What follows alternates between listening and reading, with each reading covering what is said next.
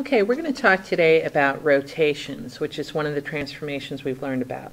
So the question is, how do coordinates change when rotated 90 degrees, 180 degrees, or even 270 degrees about the origin? Well, first of all, when we talk about rotations, there are two ways something can rotate. It can rotate clockwise,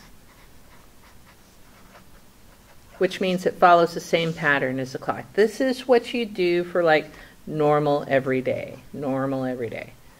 Now, in math, we tend to use another direction, and that other direction is called counterclockwise because it goes counter to a clock, counterclockwise. The abbreviation for clockwise, sometimes you'll see this written as CW, and sometimes you'll see counterclockwise written as CCW, counterclockwise. Now, where does that come from? I am guessing that it has something to do with our quadrant system.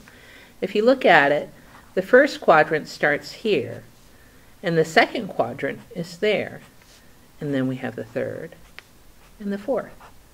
So if you look at the rotation in the coordinate system, it is counterclockwise. So for today's lesson, almost everything we're going to be doing will be counterclockwise.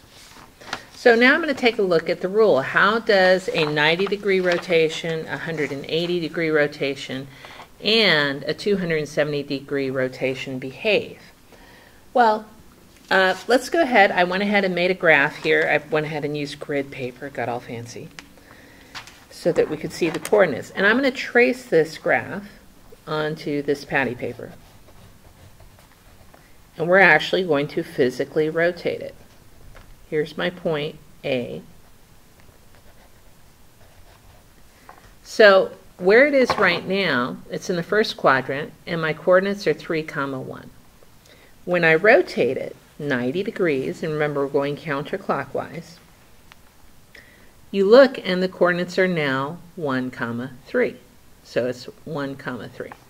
So I'm going to go ahead and draw my new point, 1, 3. And we will call that point A prime. I'll put the coordinates here. A -1, excuse me, 3. -1, 3. All right. So why is it?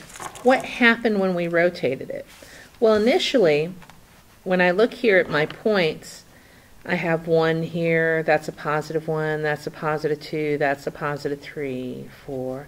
This is a -1, -2. -3 and so forth, and this is a positive, and these are negatives. So why did it change sign? Well, besides going over to the second quadrant where x's are negative, if you look at it, the x-axis, which was over here, is now on top of the y's.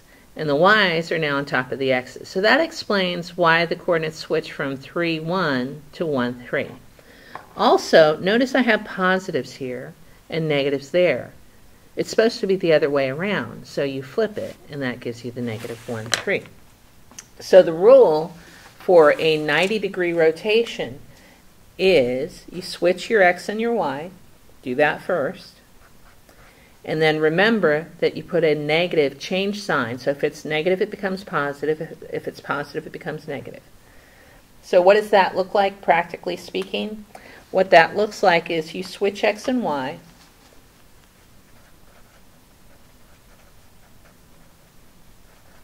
And change sign of that coordinate right there. All right? So now let's go back to my original point that I had rotated, and I'm going to rotate it another 90 degrees, so it's a 180-degree rotation. Okay, so now my x is back on the x-axis, my y is back on the y-axis, and if I look at those coordinates, the coordinates are -3, 1. Now, putting -3, 1, that tells me I had to change, -3, -1. That tells me I had to change the sign there and there. See how I have my positives on the wrong side here and there? So here's my coordinate. I'm going to call this a double prime. And we said this is -3, -1. So the main thing we learned is that we keep the coordinates in the same position. X is still with X, Y is still with Y. But we have to change signs of both coordinates. So change signs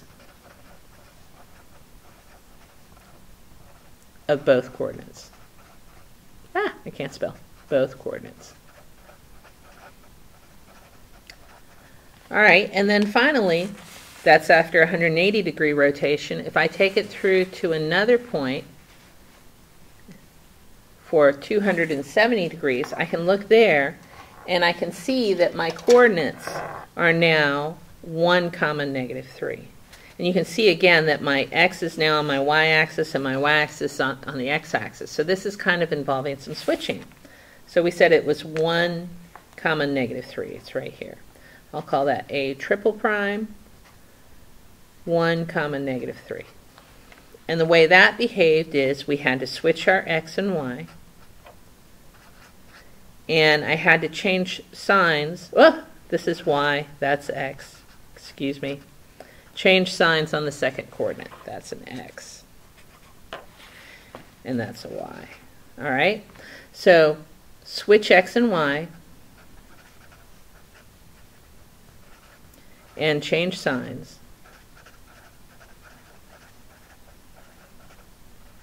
Of second coordinate.